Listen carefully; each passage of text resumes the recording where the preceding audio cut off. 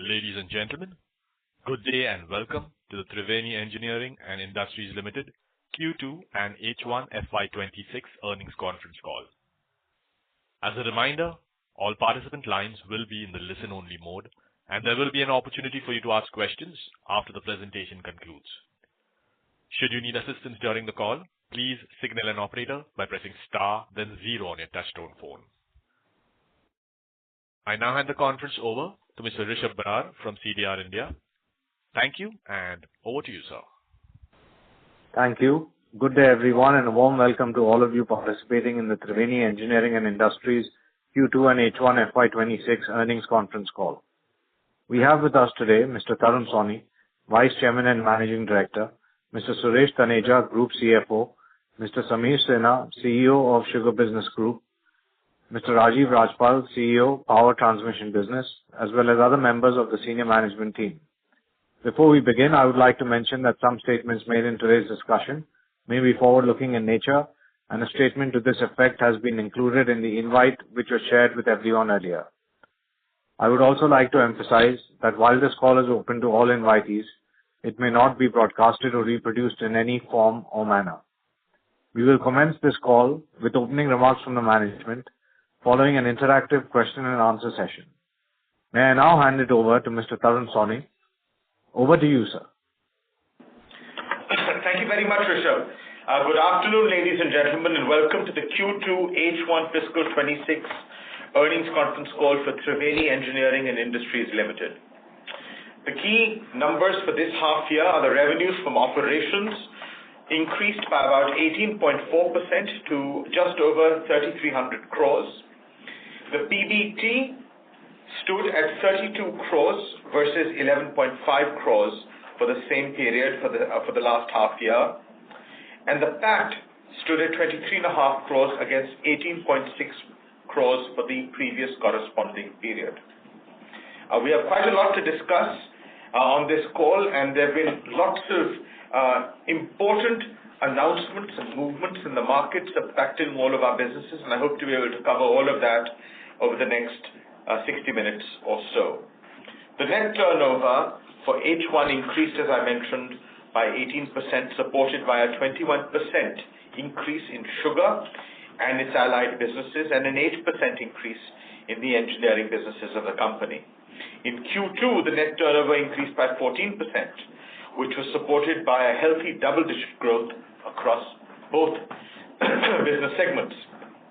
There's a healthy increase in profitability in H1 and Q2 fiscal 26, supported mainly by improvements in the distillery operations, which is something that we discussed on the last earnings conference call, which we set right and managed to really emerge quite well as far as our distillery performance is concerned, and also encouraging performances from our engineering business. The power transmission business secured another successful, healthy quarter.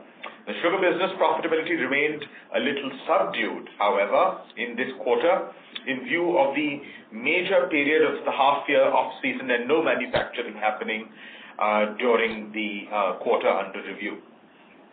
The gross debt of the company as on the 30th of September 25 increased to 505 crores compared to 383 crores a year ago. The standalone debt for the period under review compromises of term loans of 310 crores, out of which approximately 160 crores are with interest subvention.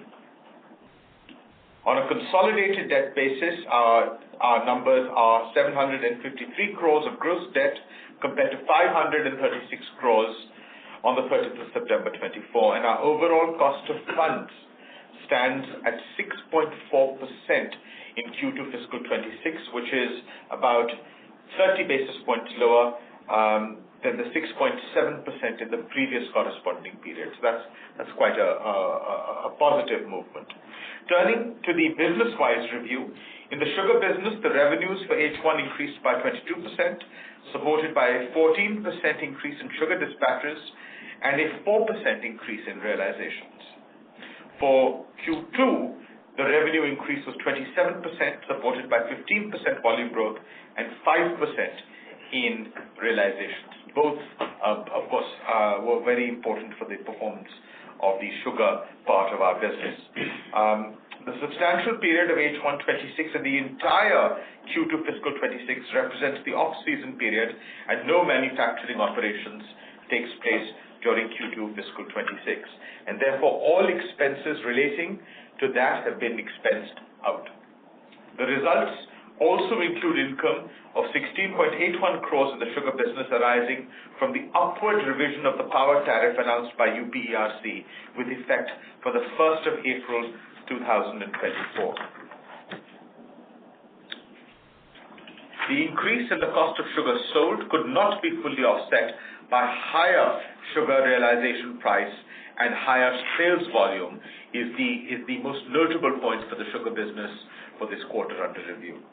Our inventories on the 30th September stood at 16.9 lakh quintals, which was valued at 37.4 rupees per kilo. Just to give you some data points, the previous quarter, 30th of June quarter, we had 44.55 lakh quintals valued also at 37.4 rupees per kilo. And last year, on the 30th September 24, we had 20.6 lakh quintals valued at 35 rupees approximately per kilo. The reduction in the inventory is in line with the reduction in the national inventory levels as well. So to give you that comparison, on the 30th of September, we had approximately 8 million tons. And this year, at the end of September, we have 6 million tons of stock. So about a 25%. And for us, it's been slightly lower than 25%, which is good because, October and November, of course, have higher sugar prices. And all of our sugar from last year will certainly be liquidated by early January of this year. So everything in this particular quarter. Looking at the industry scenario, as I mentioned, we start this year with a 6 million ton opening stock and an anticipated domestic production of about 31 million tons. These are our numbers through the Triveni estimates. Domestic sales, we still believe that we will see some stockpiling and some build-up across over the course of the year, and therefore we assume sales of approximately 28 million tons, very similar to last year, and a closing stock of about 7 million tons. So this considers diversion of 3.25 million tons of sugar into ethanol and about 2 million tons of exports. Broadly speaking, those are the numbers that we're looking at. So we're anticipating that over the next few weeks, DPFD and the Government of India will announce an export program. As we're well aware, I will of course talk about global prices, etc., and the issues regarding Indian exports as we go forward. The UP government has recently raised the SAP by 30 rupees for sugar season 25-26. This very frankly puts pressure on the profitability of sugar producers in Uttar Pradesh and necessitates a review in our eyes of the MSP urgently by the Government of India to bring it in line with input costs. So we believe that MSP revision is being contemplated by the Government of India and there are greater chances that will fructify over the next few weeks. And this was, of course, a very different position than we were in last year.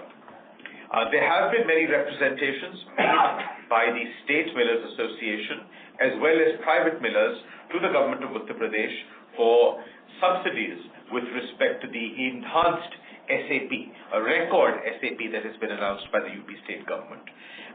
One measure that we have already received is a reduction in the molasses reservation.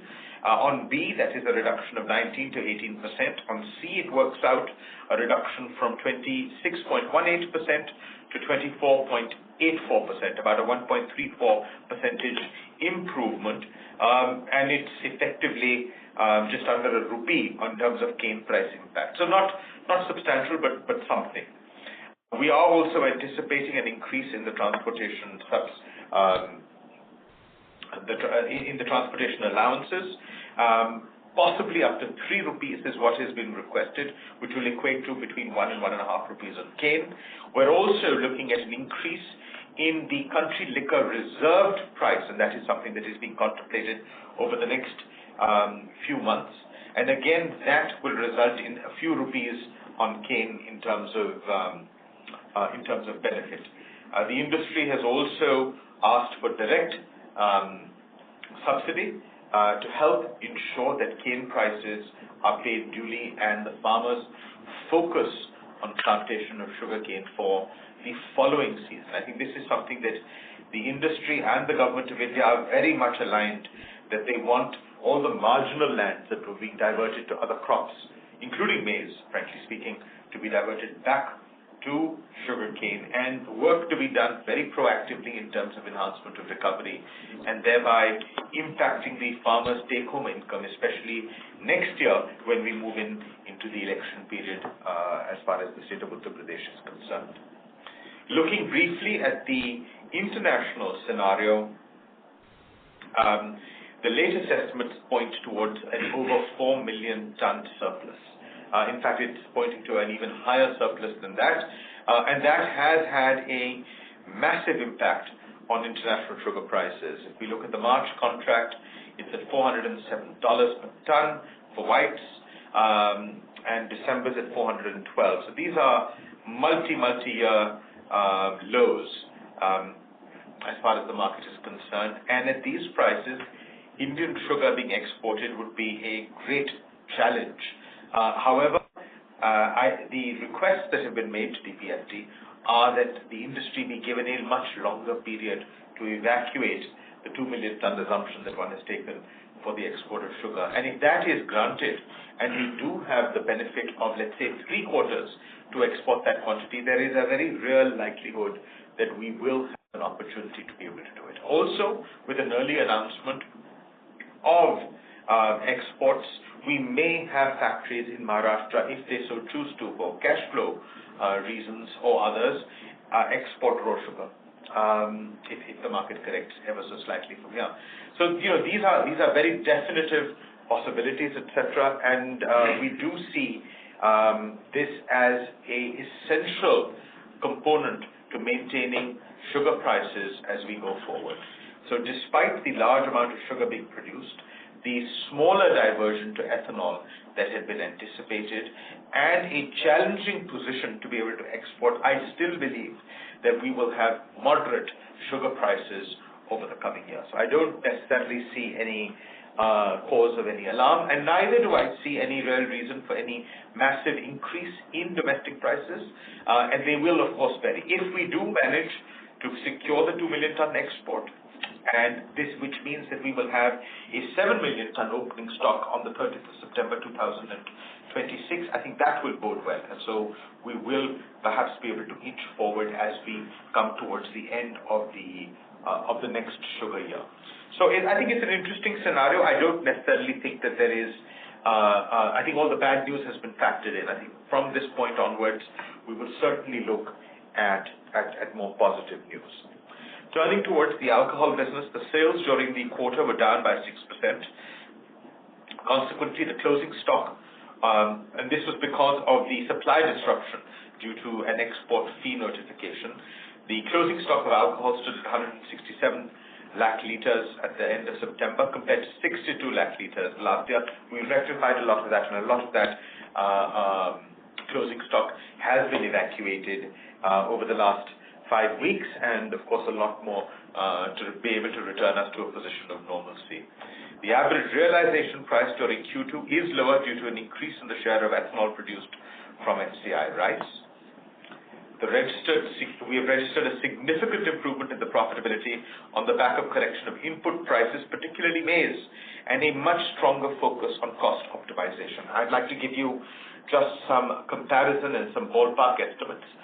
We started procuring maize from Bihar in April, May, and that was at a delivered factory gate average of approximately 22.5 rupees at that particular point in time. The last few prices of UP maize, which rose, of course, we started procuring at a lower price, then it rose, but the last price was at about 22.30 or 23 rupees 30 paisa mill gate delivered, and as an average across all of our distilleries. And right now, we're getting Madhya Pradesh maize, which of course has a better starch content and significantly better quality than UP maize, and we are receiving that at the factory gate at 20 rupees per kilo. I do believe that with the 60-40 limits that have been placed by MOPNG in the ethanol tender, we will continue to see softness in maize prices. In fact, we are already at international maize parity. I'm not sure if the government will look at export of ethanol, but if maize prices go down, I think that could be a very real possibility and something that the government could look at in terms of alleviating the pressure on standalone distillers, especially processing maize.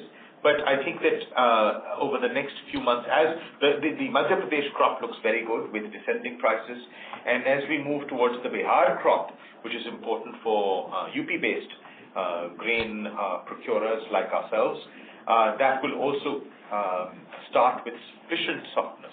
So I think from a grain perspective and from an input cost perspective, I think we're looking pretty good. Ethanol constituted 92% of alcohol sales in Q2 compared to 93% in the previous corresponding quarter. The sale of ethanol ENA produced from sugarcane-based feedstocks constituted 46% of total alcohol sales in Q2, 44% in the previous corresponding quarter, while ethanol ENA produced from grain contributed to the balance 54%, which was obviously 56% in the previous corresponding quarter. Looking at the industry scenario for ESY 25-26 in cycle 1, the OMCs have secured almost the entire amount, so 1,048 crore litres against 1,050 crore litres, which was the overall amount. We believe that cycle 2, 3 and 4 will have a minimum of another 200 crore litres, perhaps even more. Now, you may be wondering, what does that mean in terms of the overall blend estimate, and it points to a higher blend than 20%. Yes, I think so. I think that we will, even without noticing it in certain parts of the country, probably have a blend that is a little bit higher than 20%. However, the elephant in the room really is what happens afterwards, because as you all know, there was a massive amount of 1776 that was tendered for the OMCs against the 1048. And that, of course, that does not include the private parties, Naira and Reliance, but that also means that we have a massive quantity. In fact, our estimates are that the country's production is north of 2,300 crore litres in terms of alcohol production. And that does not include distilleries which are nearing finalization or operational readiness, which there are several across the country. So it's a positive number to that 2,300 crore litres. It means that we have to, of course, find a solution. The government is acutely aware of finding said solution, and I think it is a troublesome point, and it's difficult to ascertain where we're going to go, but certainly that decisions have to be taken for this excess quantity that exists across the country. The procurement price for FCI ethanol in the last tender has been revised from 58.5 rupees a litre to 60.32, in line with the increase of the administered price of FCI rice from 22.5 rupees per kilo to 23.2 rupees per kilo. The EOI for 25-26 has stipulated a condition that vendors shall offer a minimum 40% of the total grain offers based on FCI rice for Q1 to Q3 for this present ethanol supply year, and that is exactly why we have seen a great softness in maize prices, which will reflect in our profitability in this quarter and, of course, and subsequent quarters as well. Looking very quickly at what it means for us, we have been very successful in our secured quantities, but that does not mean that we are projecting a higher supply of ethanol to the OMCs and private marketing companies, and of course the ENA that we produce. The total quantum of alcohol produced by Triveni for this year ethanol supply year is projected at higher than what we had last year. We do need to secure a few crores of supplies in cycle 2, 3, and 4, which we anticipate, broadly speaking, equitably between molasses and grain, just north of about 4 crore liters. So it's not a huge amount, but it is a important amount that we need to secure and supply, and that will allow us to actually produce at the most efficient capacity, which is something that the units across the group are completely focused on, and allow us actually to lower our costs of production and cost of conversion as well, which is something that, as I mentioned even in the last quarterly call, that we are looking at with a very, very fine-tooth comb for Triveni. Turning quickly to the power transmission business and the first of our engineering businesses, the order book during the quarter under review was definitely a little subdued. But however, our visibility on inquiries has been quite remarkable. So I think this is a little bit of an anomaly. I'm very happy. I believe that it is a anomaly in terms of the particular quarter under review. I think there was a lot of global factors that came to play, tariffs being one of them, also events that were happening in West Asia, events that were happening in Eastern Europe, events that are happening in other parts of the world that led to a little bit of uncertainty as far as our global customers are concerned. However, our overall numbers for the year still remain unabated. We're certainly looking at achieving a very robust double-digit growth in order booking, turnover, and profitability for this financial year. And so, as I mentioned, despite the movement in this operating environment, and after absorbing the incremental costs related to capacity increase, our PBT margins have improved by more than 400 basis points. And this is essentially due to two very important factors. Number one, a very good product mix. So the focus of the business in terms of really attuning our product mix in delivering the maximum profitability is something that has happened. And the second is a very strong focus on cost optimization. And when I talk about the future, I will talk about initiatives that have happened and that will happen in the future, which will allow continual improvement in both of these two levels and the emergence of other levels as well to ensure success of this business as we go forward.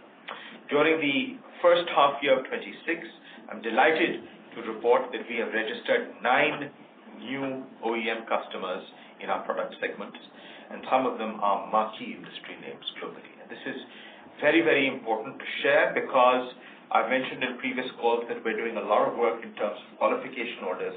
This is the result of those qualification orders, where we are now delivering those products and hoping that it will result in a significant increase as far as orders to new critical customers globally. With respect to the water business, the results on the consolidated basis, including our SPVs of Mathura, both our SPVs, showed an order booking of 1,520 crores, which includes 1,092 crores towards O&M contracts over a longer period of time. The business actually has done reasonably during the quarter under review. Again, we focused very, very hard on reducing costs and ensuring the maximum amount of profitability of this business and execution as we go forward. Looking quickly at the outlook for the various businesses, because I think this is where I'd like to focus some of our time. I'll start first with sugar and then move to the alcohol and then to the engineering businesses. With respect to sugar, the overall cane crop seems very healthy for the state of Uttar Pradesh for 25-26. Last year, the state produced 9.27 million tons of sugar. This year, we're anticipating 9.6 million tons of sugar, an increase of 3.5%. Despite some flooding and waterlogging in the 2024 and 2025 southwest monsoons were timely and well distributed this year, significantly boosting the sugarcane planting and yields, especially in Uttar Pradesh. But we've seen similar improvements in yields as well as potential recoveries in Maharashtra and Karnataka. In Uttar Pradesh as a whole, we've seen continual varietal replacement and a shift away from 238. At Triveni, the shift has been even more acute. And I think other varieties are delivering promising results.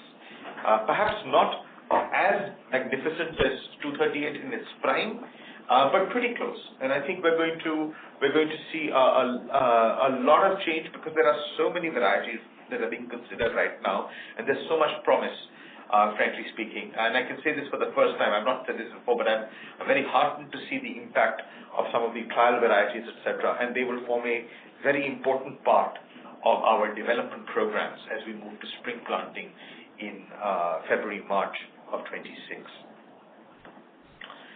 With Diwali in October, the UP crushing season has started pretty much on time, perhaps a little bit early. As of today, Maharashtra and Karnataka, of course, will start a little late because of the delayed withdrawal of the monsoon. I guess this is a positive for UP mills. 5 of our sugar units have already started. That includes our subsidiary at Shamli. Last year, 4 units had started as of today. This year, it's 5 units. The balance 3 units will start in a matter of just a few days from now. Certainly, by next week, everything will have commenced operations. The recovery for the factories that started early is pointing towards a positive increase, but it's very challenging to give you any real data estimates at this particular point in time because the real bagging hasn't started across all of the units. But the sentiment is certainly positive. The test data points towards a positive increase in recoveries, certainly this year over last year. In terms of availability of grain, we are happy to report that we're looking at a significant increase in the quantum of cane that will be crushed across all 8 of our sugar factories. Each factory is looking at a substantial increase. Some of it is due to excellent reservations that we have secured from the cane departments in the government of Uttar Pradesh, and a lot of it has to do with the amount of development work that has happened at the units. In fact, the second is the most important point. That coupled with a projected increase in recovery, we're looking at a substantial increase in the total sugar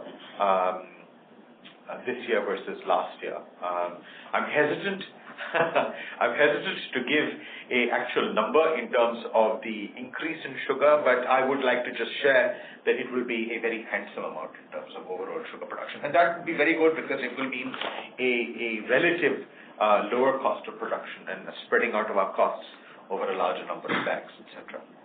As far as the alcohol business is concerned, I've talked a little bit about the outlook already in terms of securing about 4 crore liters of orders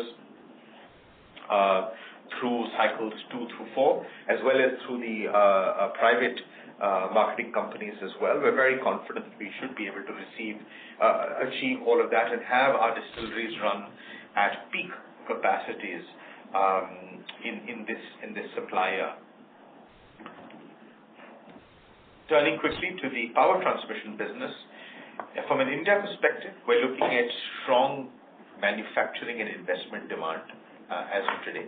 I think there's a broad feeling that on balance, we're seeing India Incorporated move forward quite steadily. The inquiry book is looking very encouraging. In fact, it is far more encouraging than it was 3 months ago. I think that bodes quite well. On a global basis, I think we're a very small fish as far as our power transmission business is concerned, but we're seeing massive inquiries that are coming from all parts of the world. Europe is particularly strong. We're seeing other parts of Asia, both West Asia and Central Asia, inquiries that are ballooning, and we have started seeing very encouraging signs from North America as well. During the quarter, we continued to build our brand and participate in key exhibitions around the world. And I think these new marketing efforts pay massive dividends in terms of our perception, in terms of forging new contacts and managing to enhance our global footprint, etc. we are definitely recognized as a global competitor to other high-speed gear manufacturing firms. I had already talked about the very positive profitability performance in the quarter under review, and that was primarily due to cost optimization as well as a optimal product mix. And I think that realization is a very important one, and we're going to look at enhancing that and further improving that as quarters go by to ensure that we eke out our profitability levels very much in line with what I've been saying at these investor calls over the last few quarters and few years. Triveni Power Transmission Limited, a wholly owned subsidiary of the company, has acquired 100% stake in Triveni Power Transmission GmbH, a Swiss company. With the said acquisition, TPT GmbH becomes a subsidiary of TPTL, which is a step down, effectively a step down subsidiary of TPTL. As far as the outlook is concerned, what can I share with you that will, as I mentioned, there were the two levers, and there are several other levers that will play a very critical role. There is a concerted effort to focus on large gearboxes, and we're receiving fantastic orders in the steam turbine segment. Gas turbines, of course, are reasonably large, but in the steam turbine segment and compressor segment of larger and larger units. Now, this is where the technical competence, etc., of Triveni gets recognized by our customers.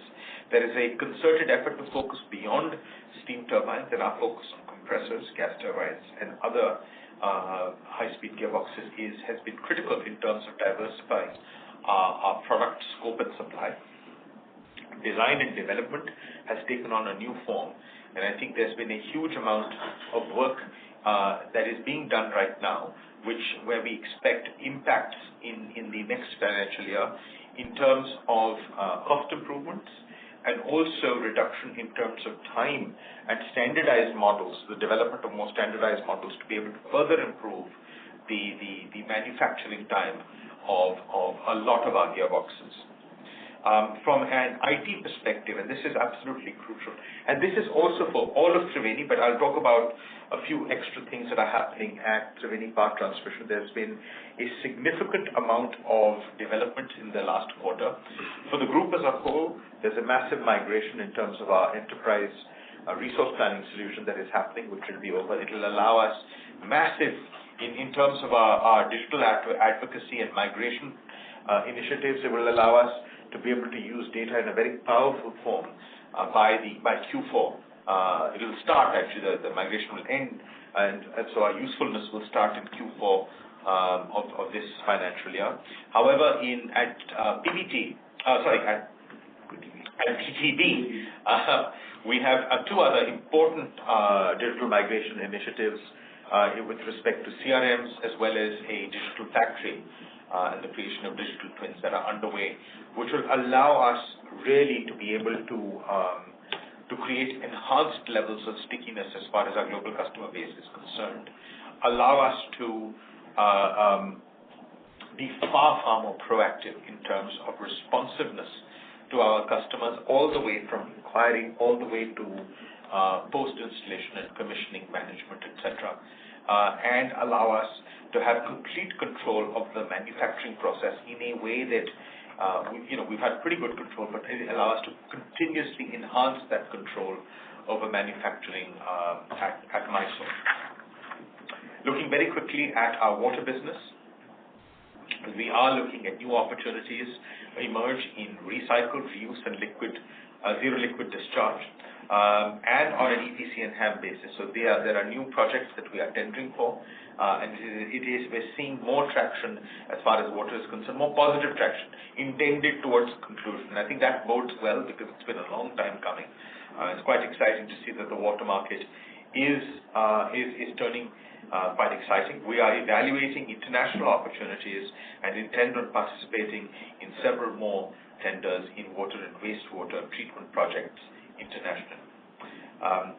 At an overall level, the company has implemented a series of strategic and well-considered initiatives to tackle the key challenges across all of our business segments. We remain optimistic about delivering an improved performance in fiscal 26. given all the various situations that our various businesses are incurring.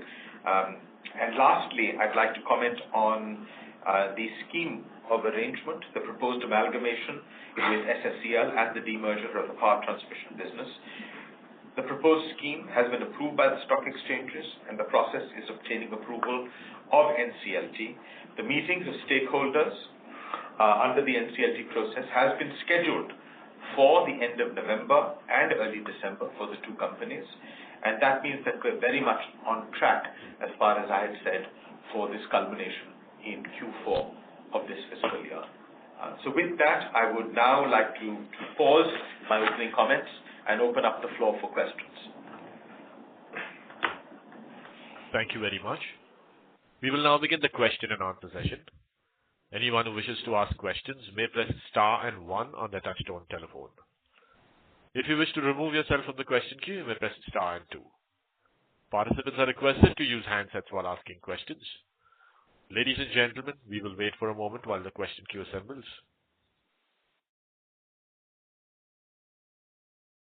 First question is from Sanjay Manyal from DAM Capital. Please go ahead.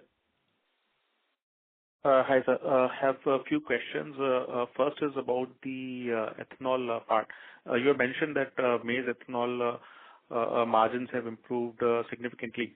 Firstly, in the first cycle, what is the amount of volumes we have been allocated, and out of that, how much is from the maize? And also, if you can sort of specify, if are we like making EBITDA, 8 rupees EBITDA per liter after the decline in the maize prices?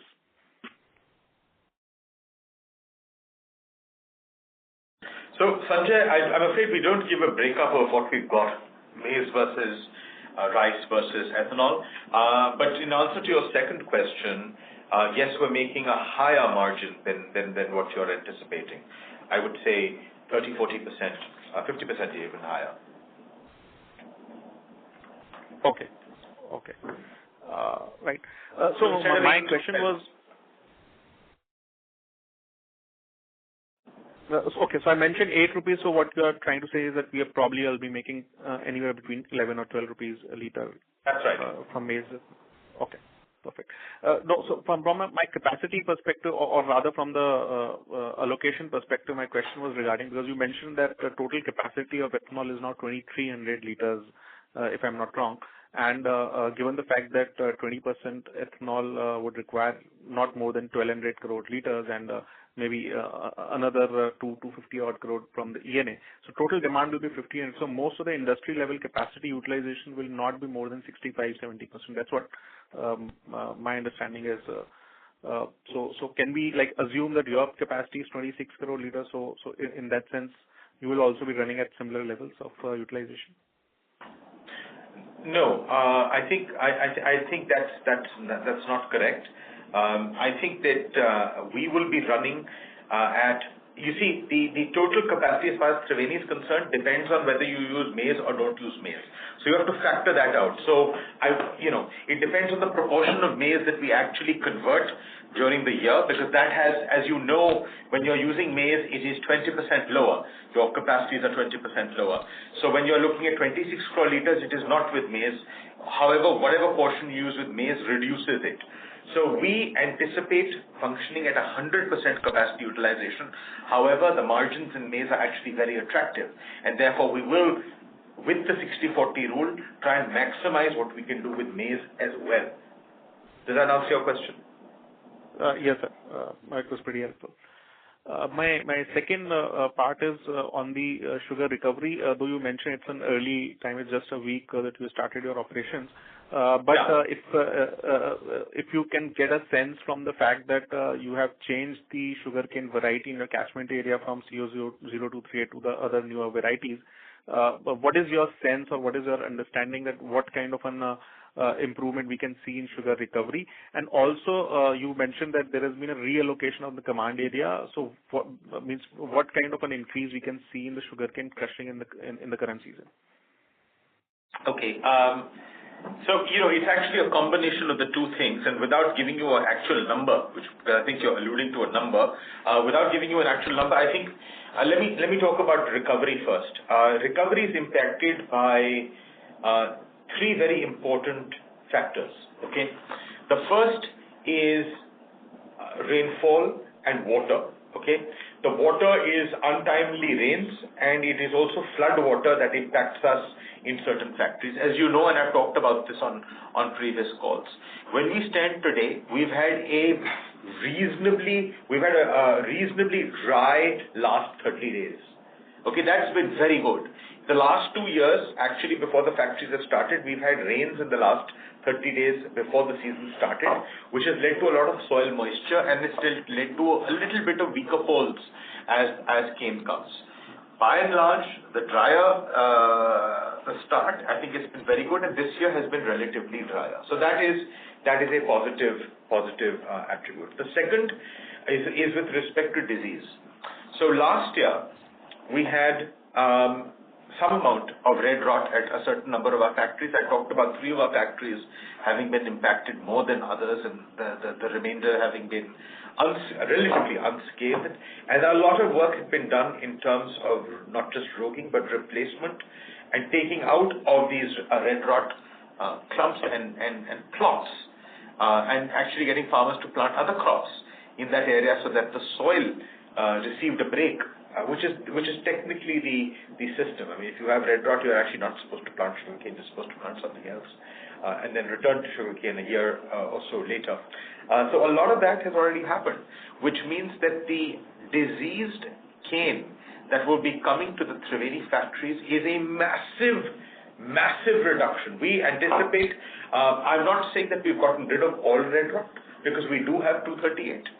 And the 238 is, I forget the total percentage of 238 across. Just under 40%. So it's under 40%, but that's not necessarily a bad thing. Let me be very honest. Especially as far as the high-lying areas are concerned. It is giving great recovery, and it is disease-free, and we will slowly replace that as well. Not slowly, steadily replace that as well. But the fact is that diseased cane is looking much lower, and the possibility, everything is looking well within our limits. So that is extremely positive right now, Sanjay. The third thing is pest. We had unseasonal broods of top borers, and that impacted the crop last year. This year, where in the early part of the growth season, we had some white fly infestation in 1 or 2 factories in West UP, but that was treated with pesticides, and it was no longer, after we recognized it, we actually did mass-scale treatment, etc., through drones, through all sorts of different mechanisms and vehicles, etc., and we've not had that incidence across all 8 sugar units of borers or flies, etc. So relatively disease-free, majority disease-free, and a pest-free crop is what we're expecting this year. So, from that perspective, the recovery looks pretty good. We need to get all the factories to start. We need to start getting sugar to be able to give you accurate estimates of what the recoveries are. By and large, they're looking they're looking positive. So I'm very hopeful that ratoon will give a good recovery. I'm fairly certain that plant cane will be a much better recovery than it was last year. Now that's very important. So, when you look at recovery, you've got to look at both parts of it. You've got to look at ratoon. We've got a great ratoon crop. What does that mean? We're not going to start untimely crushing of plant cane, which is something that happened last year, negatively impacting recoveries, which is crushing immature cane early, and that leads to a lower recovery as the season. So this year, enough cane means we have enough ratoon, and we have enough plant. And the work that was done on plant means it's disease-free, it's pest-free so far. And I have to add that caveat. And that bodes very, very well. So that's very good. Season started pretty much on time, and we're looking at a higher crush rate for the group, which will mean that we're not looking at it essentially extending and dragging on the season into the very, very hot month, end of May, etc. And that again is another reason for better crushing, better cost of production, and of course better recovery. Thank you. Before we take the next question, a request to participants to please limit your questions to 2 per participant. The next question is from Shailesh Kanani from Centrum Broking. Please go ahead. Yeah. Thanks for the opportunity. So a couple of questions. With respect to our deck, where you have mentioned that broadly more than 3 million tons would be diverted for ethanol. In light of I'm so sorry. the current... Shailesh, I'm sorry to interrupt. You're not audible. Can you say it a little slower, please? Yeah. Better? Is my voice not audible? Yes. Go ahead, please. Yeah. So my question was with respect to our deck assumption, where we have mentioned that more than 3 million tons of sugar would be diverted towards ethanol. So just wondering, in terms of the SAP price increase, does it make sense, economic sense to do that, especially considering that the ethanol prices have not risen for sugarcane feedstock? So what's your view on that? Okay, good question. It's over 3 million, 3.25 million is what we're looking at in terms of the diversion of sugar. SAP, as you are aware, is only for Uttar Pradesh. And the 3.25 million tons of sugar that gets diverted is nationwide. So it includes Karnataka, Maharashtra, other states which don't pay UP SAP, they pay FRP, etc. Also, there are very stiff penalties for non-compliance, and the OMCs actually exercise those penalties rigorously. So I see very little risk in this number going down. If anything, I see this number actually going up, because based on the 200 crore liters of R3 to R4 tenders and the split between grain and sugary-based feedstock ethanol manufacture, it could enhance that 3.25 a little bit more for the season. Perhaps take us up to about 3.4, 3.5 million tons. ISMA has 3.4. I think it could be as high as 3.5. So just to clarify, but there would be some portion of UP assumption as well in this 3.25 odd, right? Correct. And I don't see any danger of that not happening, because of very stiff fines that are imposed by all marketing companies for non-delivery of ethanol. So just to get it right, economically it will not make sense, but because we have entered into the contract, we will be doing it. That is what you are trying to say? No, that is not what I'm saying. That's not what I'm saying at all. You see, because I don't know how people have quoted for juice as far as Uttar Pradesh is concerned. I can't comment on their financials. So therefore, I am not making any comment on anybody's viability. What I am saying is that the diversion of Uttar Pradesh of the 3.25 million is approximately 0.7 million tons in Uttar Pradesh, done by a few groups in the state. I don't see them, because they are also supplying C-heavy molasses, they are also supplying B-heavy molasses, and ethanol made from other sugary feedstocks. I don't see them putting their ethanol programs at risk. Plus, they have operating facilities. So to shut it down and not supply means you're still incurring a substantial fixed cost. So yeah, rather than look at it from a profitability perspective, I'd rather look at it from a cost perspective. And this makes sense to them from a cost perspective, and I don't see them, and the significant penalties that will be imposed for this large quantum of 0.7 million tons is actually is a disincentive to millers in terms of non-compliance. Okay. Just to kind of close this loop on this, so in your estimates, what would be the EBITDA per liter? The way you have mentioned about maize would be somewhere in the range of 11 to 12 rupees per liter. If you can just give a ballpark assumption in terms of working back of the envelope, seeing the season and seeing the SAP prices right now, what would be the EBITDA in, say, juice, B-heavy and C-heavy?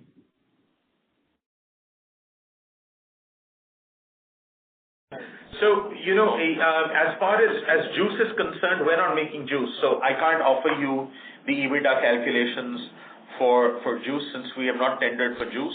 Neither have we tendered for B heavy. I imagine that B heavy is going to give you something a little bit lower than maize right now, maybe 9 or 10 rupees. C heavy molasses will give you north of $6. Okay. That's useful. Yeah, that's useful. That's useful. Sir, my second question is on the PTB division. Yes. Yeah. So there has been, this is the second quarter where we have seen slight slowdown, delayed in pickup activity. Can you throw some light further, like, what has happened? Because last time you had mentioned that there were some deferrals from the client side in terms of execution. Are we getting impacted because of any other reasons which you would like to know? If you track the last 20 quarters of PTB, because we've always given PBIT results for the power transmission business, and if you track the last 20 odd quarters, you will always see that Q1 and Q1 more than Q2 is usually a little bit weak. So, Q1, while it came as a little bit of a surprise, Q2 is actually better. It's not in line with what I would like to be delivering, and I've recognized that straight off at the very start of this call, but it is still better than the previous corresponding quarter. And from a profitability perspective, it is actually pretty good, to be absolutely honest. I see that with the orders that we have planned for Q3 and Q4, we're very much on track. I mentioned that during my opening remarks that I stand behind my internal estimates. While I've not shared it with you, my internal estimates for growth for this business for this annual year, and I anticipate that Q3 is going to be pretty good and Q4 is going to be absolutely fantastic. And that is just the way that classically every year it follows that type of a cycle. I do think that when we have more export business, when it becomes a very meaningful portion, then Q3 will become even more substantial, because the year end for our global customers is typically the calendar year end, and the more domestic business we have, the year end is Q4, and therefore to capture depreciation, people want delivery of their gearboxes in Q4 of the Indian financial year, which is March. So, you may see that dynamic over the next few years. That will change, but I'm not concerned about the performance of the business. Thank you. Next question is from Tanuj Nangalia from SKP Securities. Please go ahead. Hi, everyone. So could you please provide a brief overview of the ethanol production in liters at Triveni through the B heavy, C heavy route derived from a kg of sugarcane? I'm afraid we don't provide those details. Okay, that's it. Thank you. Thank you. Next question is from Maulik Chaudhary from Monarch Networth Capital. Please go ahead.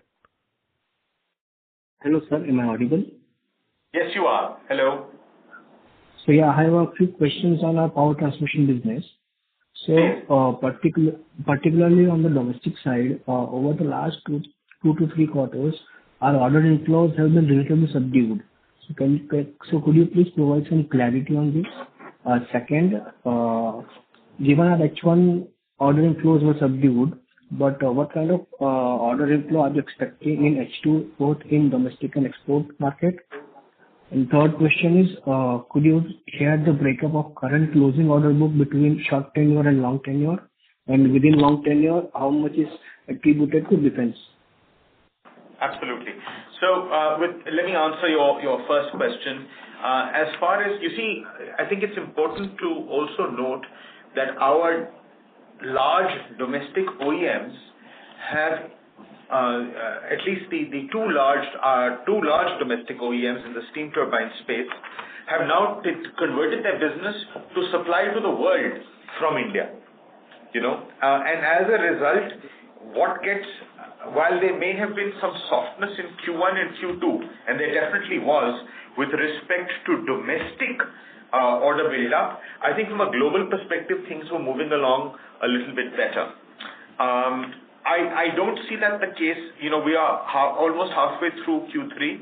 I think there has been a real change in the last 5-6 weeks in terms of domestic order inflows for domestic customers. For global customers, I think that is moving along reasonably well and rather swimmingly, frankly speaking. We don't give real breakups as far as this is concerned.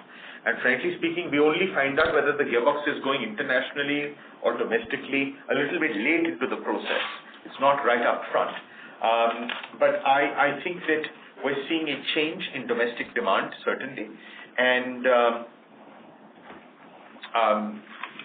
yes, we're seeing a change in demand. We're seeing a change in demand domestically as well. Of course, internationally, I've already spoken about. Your second question, could you remind me of your second question? A difference, breakup of closing order book between short tenure and long tenure.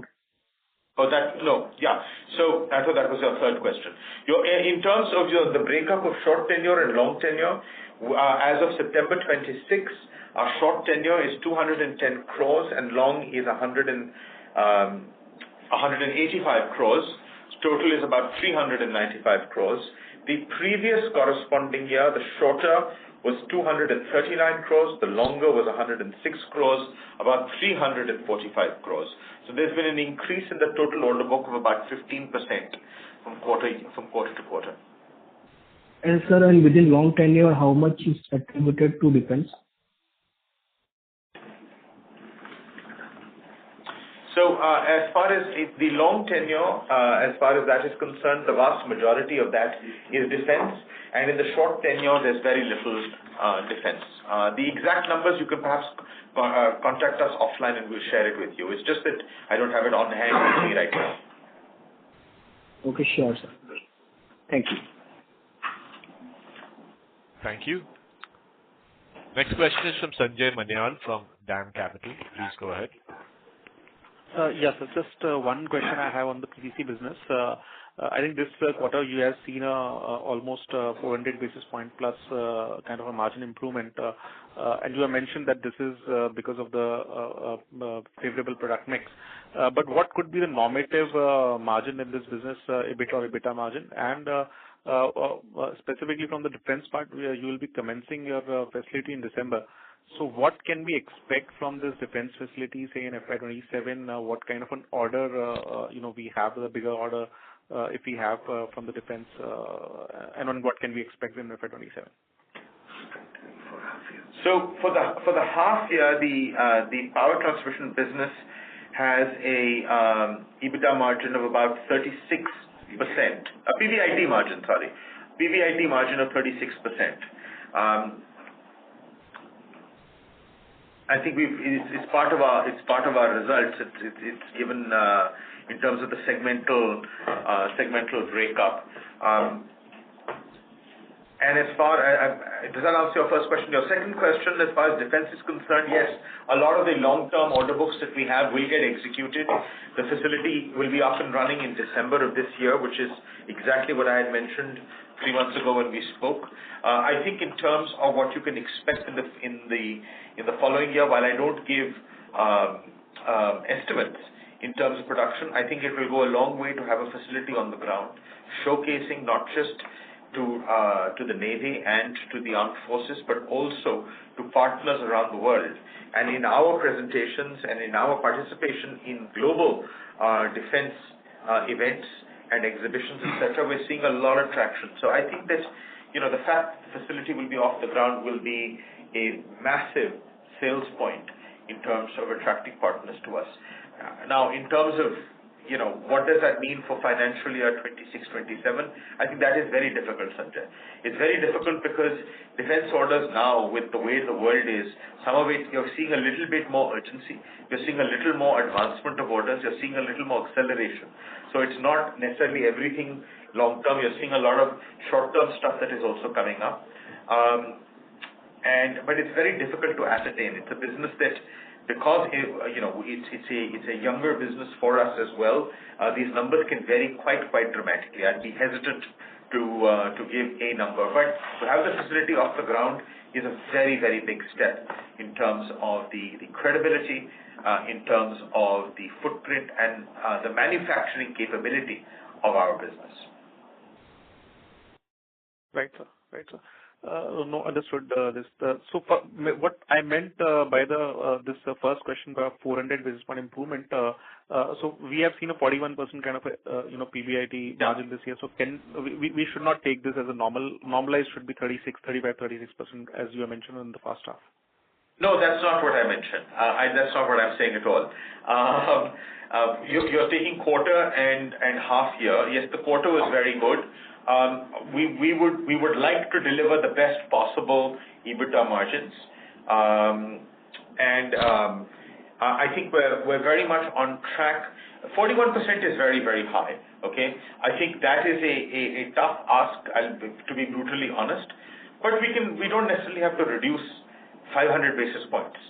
I can't give you a number, but certainly not 500 basis points. I think that is the strength of what I've talked about Rajiv and his team in terms of looking at products and services and looking at what we're dispatching and looking at the types of orders that we're taking in and dispatching from quarter to quarter. Surely, sir. This was helpful. Thank you. Thank you very much. Thank you very much. That was the last question in queue. I would now like to hand the conference over to the management team for closing comments. Ladies and gentlemen, thank you very much for joining us for the H1 fiscal 26 earnings call for TEIL. I think the last few weeks have been very, very telling. We've had a bevy of news, some negative, some not negative, not positive, but I think that has been factored in by the business. We've hit the ground running. I think we have done a lot of work, and we are more resilient today across our sugar, alcohol, and engineering businesses than we've literally ever been. And I'm very confident that going forward we will be able to deliver the best possible results, given factors. Some factors are beyond our control, but given that, I think we are in the best possible position that we've been in years in order to be able to give exceptional results across all of our businesses.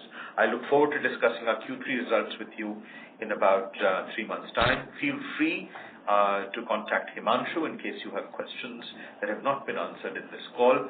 Thank you very much and have a great weekend. Thank you very much. On behalf of Triveni Engineering and Industries Limited, that concludes the conference. Thank you for joining us, ladies and gentlemen. You may now disconnect your lines.